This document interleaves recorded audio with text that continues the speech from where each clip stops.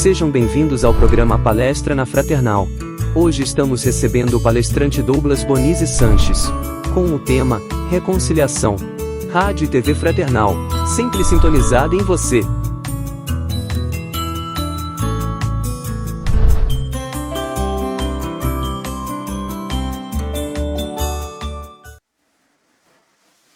Oi, tudo bem? Peço licença para poder adentrar a casa de vocês, adentrar o ambiente onde vocês estão assistindo essa palestra, essas reflexões, pedindo também auxílio ao Mestre Jesus para que, durante esse período, a gente consiga ter toda a sua iluminação na compreensão do seu Evangelho, na compreensão das mensagens que a doutrina apresenta para a gente, e que essa luz não fique só na nossa mente, na nossa compreensão, mas que ela também possa descer para o nosso coração, onde de fato a transformação acontece, transformação essa que é a proposta da doutrina espírita. Hoje, a gente vai refletir um pouco sobre uma orientação de Jesus. A gente vai falar sobre reconciliação.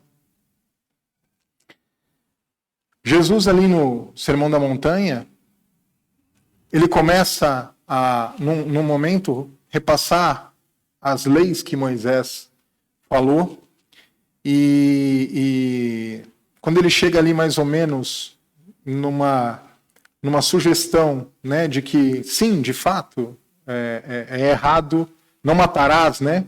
Mas muito mais do que não matarás, a partir do momento que você já pensou mal contra o seu inimigo, você já está realizando um pecado, de certa forma. E aí, Jesus complementa isso, e esse trecho está no capítulo 5 do Evangelho de São Mateus, versículo 25 e 26. Ele diz o seguinte: reconcilia-te logo com o teu adversário, para que ele não te mande para o juiz e você seja condenado, e assim por diante. E o primeiro momento que eu tive contato com esse trecho, né, com esse ensinamento, a minha dúvida era se Jesus de fato disse, né, reconcilia-te rápido, logo, né, e a gente vai ver nas traduções do grego que a proposta é exatamente essa. Ele fala reconcilia-te cedo com o teu inimigo. E se a gente for olhar no capítulo 10 do Evangelho segundo o Espiritismo, Bem-aventurados os misericordiosos, Kardec ali, quando fala desse trecho, coloca muito o viés de que na vida imortal, na sequência, né, entre encarnações e momentos lá no plano espiritual, a gente leva, né, tanto as amizades quanto as inimizades que a gente tem. E ele relembra nesse trecho 5 e 6 do capítulo 10 do Evangelho segundo o Espiritismo, ele fala exatamente que muitas vinganças acontecem entre desencarnados e encarnados, justamente por conta desse processo da não reconciliação, do não perdoar, e que isso acaba gerando um ciclo, né? Um prejudica o outro, que volta e prejudica o outro novamente, e assim por diante.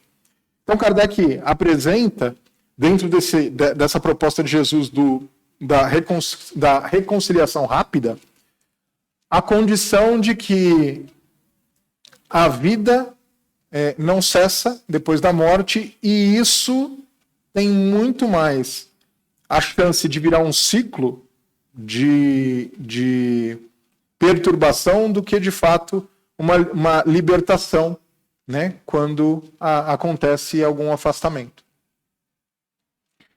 Mas, refletindo sobre a reconciliação, me fez recordar de um livro que eu li, chamado Um Novo Mundo, Despertar de uma Nova Consciência. Esse livro não é espírita. Esse livro ele foi escrito por um psicólogo espiritualista chamado Eckhart Tolle, é um inglês, Mas é um livro magnífico porque ele ensina vários conceitos que a gente aprende na doutrina, utilizando os 5 pilares da doutrina, né? A crença em Deus, a reencarnação, a vida eterna, a evolução e a comunicação com os espíritos, né? A influência dos espíritos na nossa vida.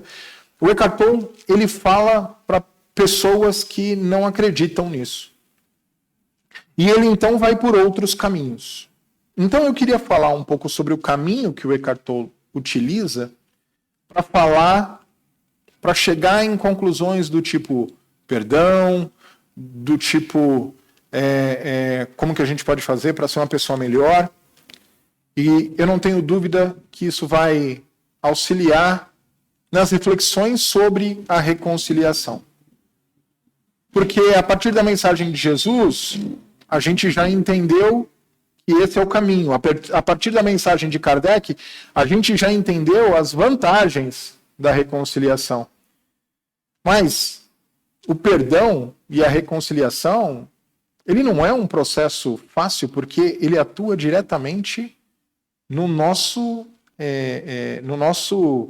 orgulho, né? Ele espeta onde realmente dói em nós.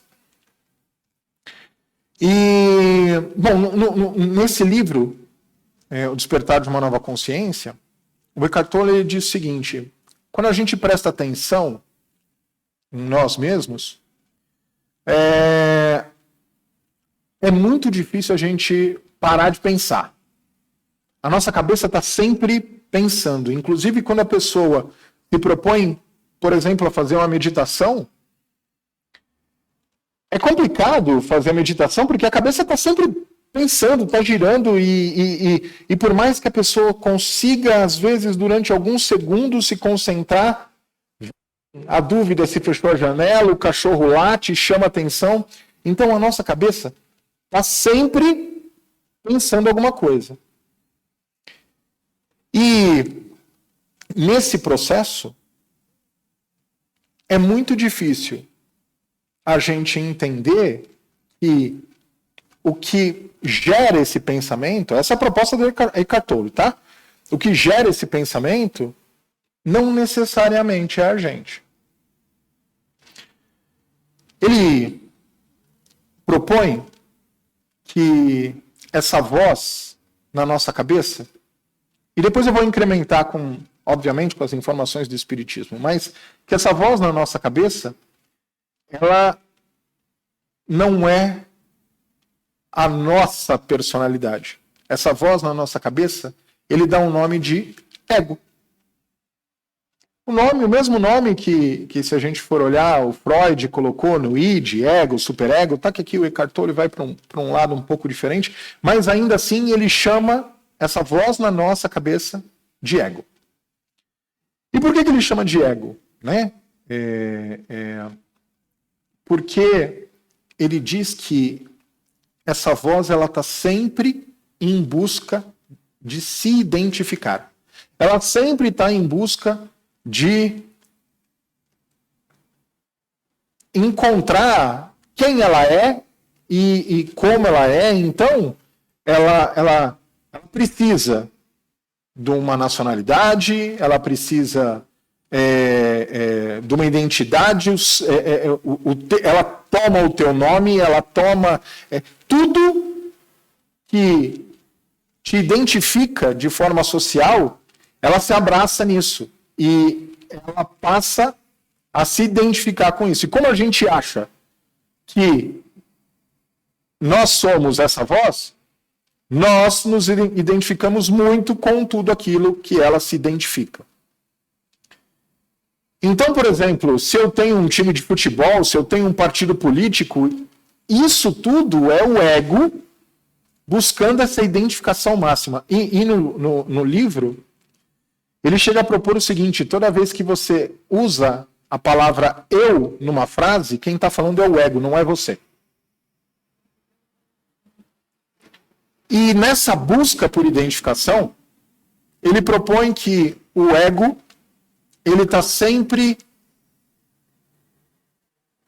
ou ele está buscando se agrupar com alguma coisa, que aí é essa identificação direta, ou ele está encontrando uma outra identificação. E, naturalmente, quando ele não se identifica com algo e isso passa a ser o outro, o ego torna o outro um inimigo, um adversário. Então, é muito difícil, depois que ele passa essa condição no livro para a gente não começar a prestar atenção nas coisas que a gente faz e entender esse posicionamento, que a gente está sempre em busca de um grupo, de uma identificação, de um time, e quando a gente não se identifica, a gente cria um partido, e aqui partido não no sentido político, partido no sentido de partir, da cisão, né? Então a gente está sempre buscando se identificar com os nossos, né? A minha família, né? O meu trabalho. Sempre que tem o meu na frase, né? É o ego que fala. Isso o Eckhart Tolle comentando nesse livro Um Novo Mundo, O Despertar de uma Nova Consciência. E aí ele comenta que, como todo mundo é assim, né, é muito fácil as pessoas, primeiro, se incomodarem com as atitudes dos outros, e os outros, lembra sempre que nesse aspecto, o outro é o ego que identifica quem que é o outro. Né? Se é do teu grupo, você é mais complacente, você aceita mais. Se não é do teu grupo, é o outro. E o outro, ele provavelmente está fazendo alguma coisa para te prejudicar. Isso é o ego funcionando dentro da proposta do Eckhart Tolle. E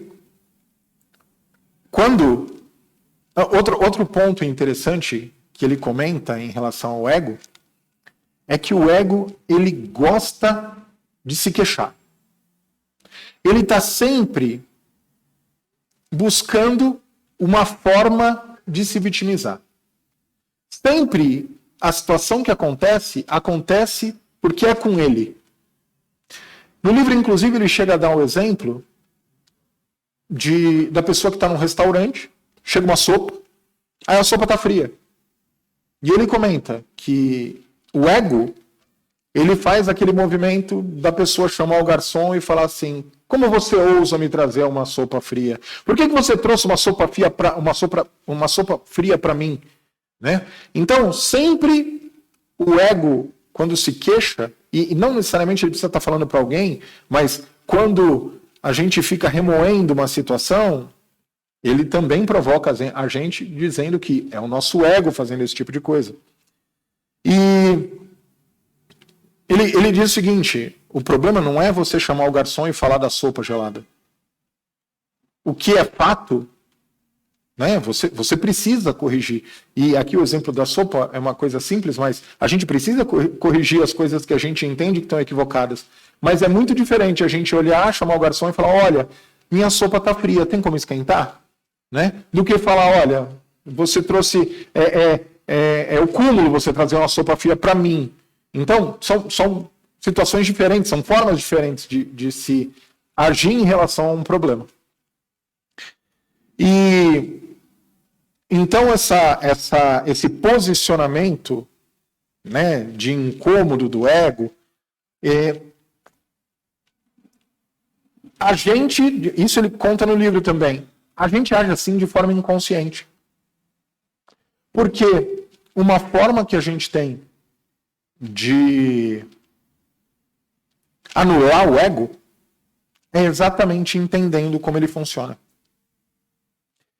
A partir do momento que eu identifico o ego em mim, esse ego que a gente está falando, né, ele perde força, porque ele se torna uma voz interna, um padrão equivocado, que a gente olha e fala: nossa senhora, né?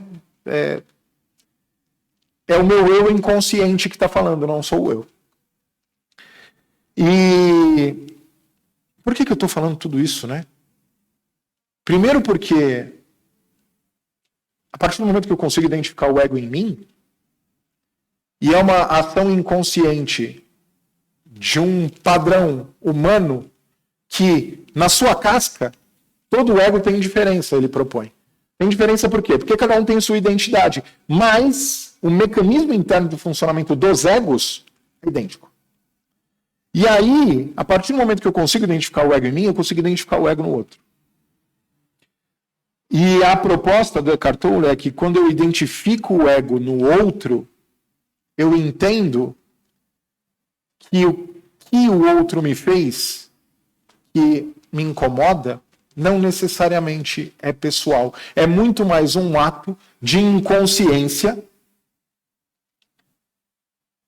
E quando eu identifico uma deficiência, de alguma forma, numa pessoa, a minha tolerância para aceitação de equívocos e erros aumenta. Quer um exemplo? Se a gente está andando na rua, de repente a gente sente uma pisada no nosso pé. Aí incomoda, a gente vai olhar quem pisou e de repente a gente olha para quem pisou e a pessoa, você percebe que ela está com uma bengala e é cega. É capaz até da gente dar o nosso braço para ajudar a pessoa a atravessar uma rua. A gente consegue perdoar instantaneamente quando a gente identifica que existe uma deficiência que causou aquilo. E a proposta do Eckhart Tolle é evidenciar exatamente essa deficiência em nós e nos outros. Então, na hora que a gente volta para a doutrina e entende que Kardec, em mais de um momento da codificação, diz para a gente que o mal está no orgulho e no egoísmo, e a gente sabe que o egoísmo é esse movimento do ego. A gente começa a ver conexão entre as informações que Kardec trouxe para a gente, e a gente estuda e busca se melhorar, e essas informações que o Eckhart Tolle traz para a gente, trouxe aí na década de 90, nos anos 2000. Só que ele traz de uma forma que acaba sendo um pouco mais prática. Como a gente olhar para essa nossa inconsciência, que muitas vezes faz a gente tomar decisões que mascara o potencial divino que cada um de nós tem. Porque essa busca de identificação do ego, ela acaba maximizando a importância da encarnação atual. Mas eu, como um espírito imortal, já tive diversas encarnações. E no meu processo encarnatório, a doutrina apresenta que nós evoluímos. Então, quando eu me vinculo de fato ao meu ego, eu estou me vinculando muito mais à encarnação atual do que o meu espírito imortal, que vem evoluindo e que, invariavelmente, está no seu nível máximo de evolução moral possível nesta encarnação. Porque a gente sempre evolui. O máximo que acontece é a gente estaciona, mas a gente nunca regride.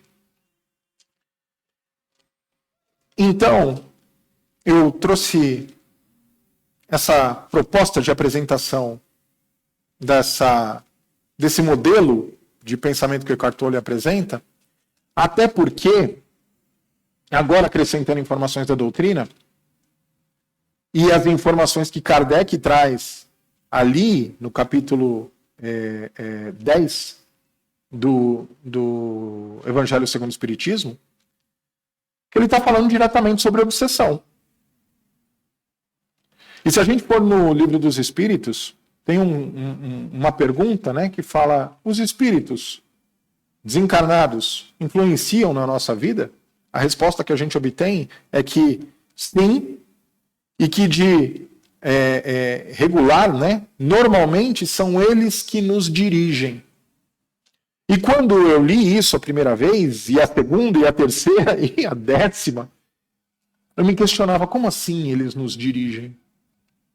E se a gente assume essa ótica do ego como verdadeira, fica fácil a gente entender que sim, eles conseguem nos dirigir, sim, a partir do momento que eles alimentam esse ego. E conforme eles vão alimentando esse ego com aquilo que o ego demanda, que é grandeza e importância, uma identidade forte, capaz de ser melhor do que a identidade dos outros, ele começa a, esse espírito que está influenciando, ele começa a nos dirigir diretamente, encaminhando o nosso ego. Vocês já, alguma vez, tiveram a impressão, depois de um pensamento, a impressão de que, nossa, mas eu não penso assim, por que esse pensamento apareceu na minha cabeça? De duas, uma. Ou é o ego agindo e aparecendo, ou é algum espírito buscando interferir no nosso ego, dentro dessa proposta. E se a gente identifica esse ego ou essa influência, é fácil a gente olhar e falar assim, opa, o meu espírito imortal, ele não precisa se compactuar com esse padrão viciado de reflexão, que me leva ao equívoco. E quanto mais a gente tiver as rédeas da nossa consciência, mais consciente é o processo de evolução. Mas falei bastante de como funciona o nosso mecanismo. Como que isso pode ajudar a gente na reconciliação? O primeiro passo é entender que o ego funciona em todo mundo que está encarnado, e eu diria até desencarnado nesse planeta, porque aquele espírito que decide obsediar, ele também está atuando por conta do seu egoísmo e por conta do seu orgulho. Ou seja, o ego dele está vivo dentro dele. Então, se a gente entende o mecanismo do ego e busca a visão de que cada espírito envolvido nesse planeta é um filho de Deus, tem todas as potencialidades divinas e vai chegar à perfeição, e ele não vai chegar à perfeição porque ele tem alguma coisa especial, porque ele detém alguma coisa. Todas as criaturas de Deus vão chegar à perfeição, por conta da perfeição do Pai. Então, essa centelha da divindade que garante que a gente vai alcançar esse estágio, ela está em todo mundo. Até no mais vil e atroz dos criminosos que estão no nosso planeta. Porque está todo mundo se movimentando pelo ego, conforme a proposta do livro Uma Nova Consciência. Um novo mundo, o despertar de uma nova consciência. Esse livro ele traz outros trechos muito interessantes, mas eu dei ênfase em trazer essa parte do ego, porque no momento do texto, o Eckhart Tolle ele diz o seguinte, que essa forma de viver sob o controle do ego é uma psicose generalizada, é uma epidemia. Ele trata o ego como uma doença. E se eu entendo que eu tenho uma doença ou uma deficiência, é muito mais fácil eu perdoar. É muito mais fácil eu me reconciliar. E se a gente aos poucos começa a trabalhar, entendendo que existe essa entidade que gera esse padrão dentro de nós mesmos, né? Dentro do nosso próprio espírito existe essa condição, eu começo a nem me ressentir em relação àquilo que anteriormente eu poderia estar me ofendendo. Então, eu deixo de criar a condição que depois vai me obrigar a me reconciliar com alguém. Eu nem me ofendo. é uma forma de pensar e de agir que a nossa própria vida ela dificulta um pouco as coisas. Por quê? Porque a nossa rotina puxa a gente para a inconsciência. E é de forma inconsciente que eu vou começar a agir de forma automática com o ego regendo as minhas atitudes. Então, mesmo dentro das nossas rotinas, a gente encontrar uma forma de sair da inconsciência, de fazer alguma coisa por vontade nossa própria, do espírito imortal que nós somos, e não do ego que existe em nós, a gente começa a tomar rédea, de fato, da nossa evolução, e isso auxilia em vários outros processos, não só no processo de reconciliação e no processo de perdão. Então, ficar mais atento às ações do nosso dia a dia, fazendo despertar esta nova consciência, que é a proposta do livro, faz com que,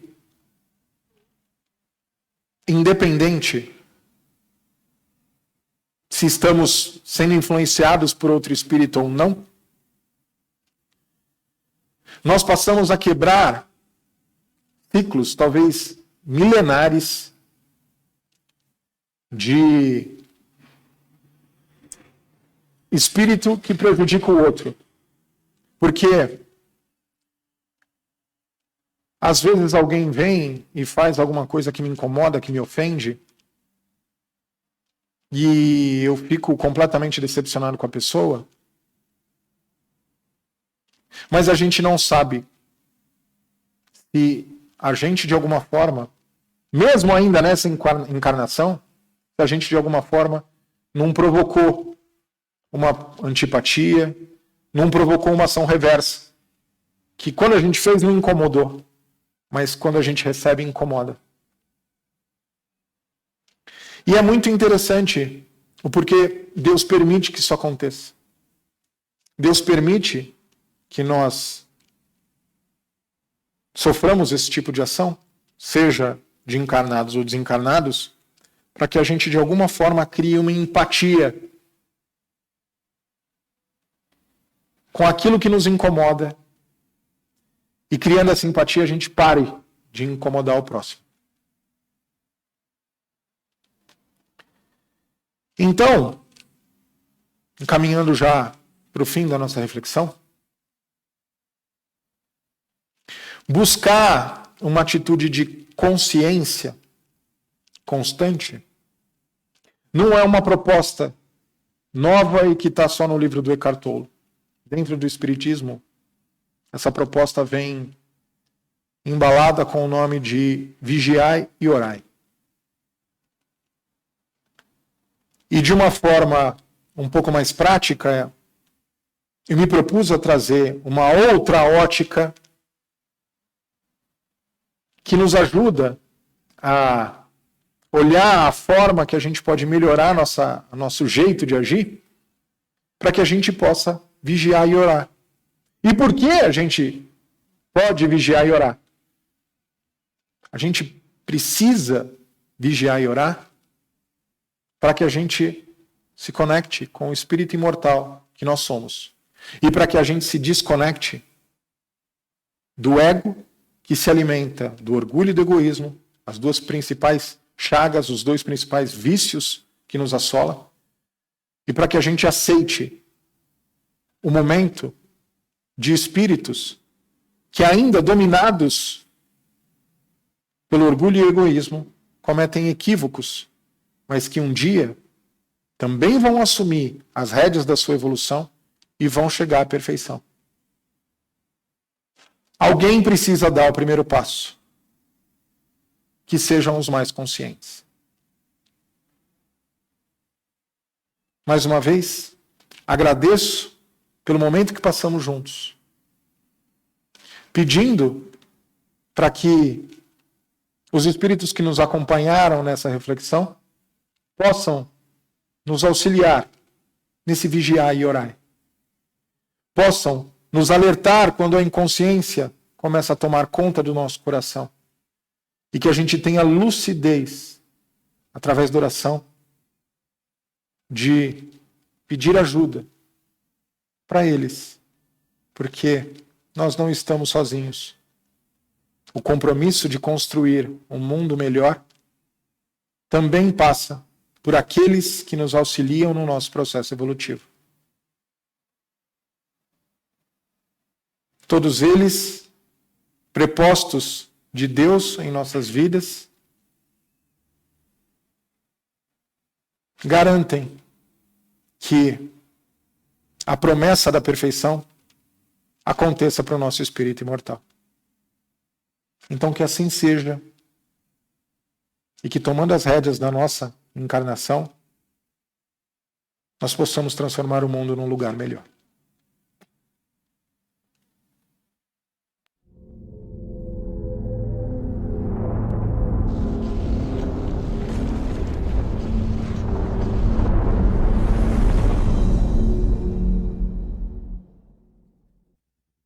Acabamos de apresentar mais um programa Palestra na Fraternal. Sempre uma palestra diferente com temas ligados à doutrina espírita. Assista pelo YouTube, pela TV Fraternal e também no Facebook. Ouça pelo aplicativo da Rádio Fraternal e pelo site fraternal.net.br. Rádio e TV Fraternal, sempre em sintonia com você.